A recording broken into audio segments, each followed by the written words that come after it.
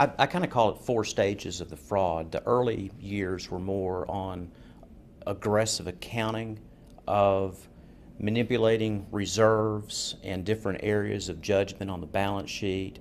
And in so many ways, it was just rationalizations of, well, there's not a black and white here. These areas are subject to judgment, and are areas that can be toyed with. The second area was through the acquisition of other companies and through the capitalization of startup costs, where we were basically buying earnings in many respects, where we would make acquisitions, we would build up significant reserves on the opening entries, and then those reserves would be bled out in the future. So basically we're buying earnings. We're buying earnings for the future when we do these deals.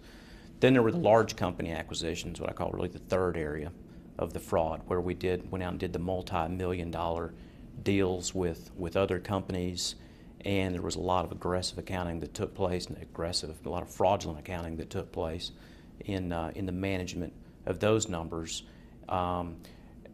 What was also done in those deals is Wall Street expects a certain set of earnings. They look at your earnings, and then whenever you go out and make an acquisition, you put the combined earnings of the companies together.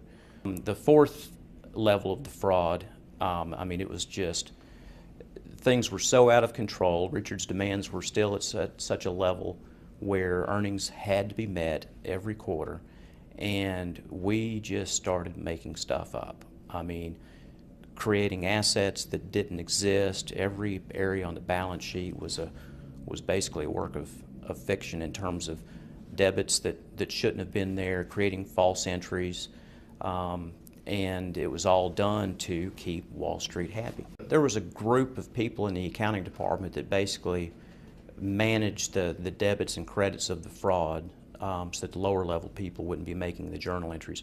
We had over 2,000 locations at this time.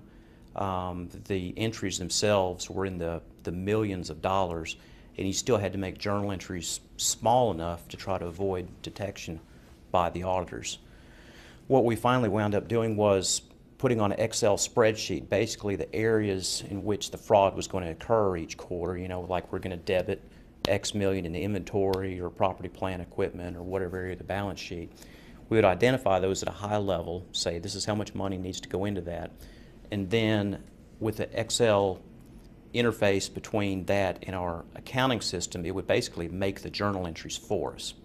Now get this, I mean, during the height of the fraud, it took about 126,000 journal entries a quarter of fraudulent entries. We're going through this Excel to PeopleSoft explosion to move all these fraudulent numbers out to 2,000 some locations.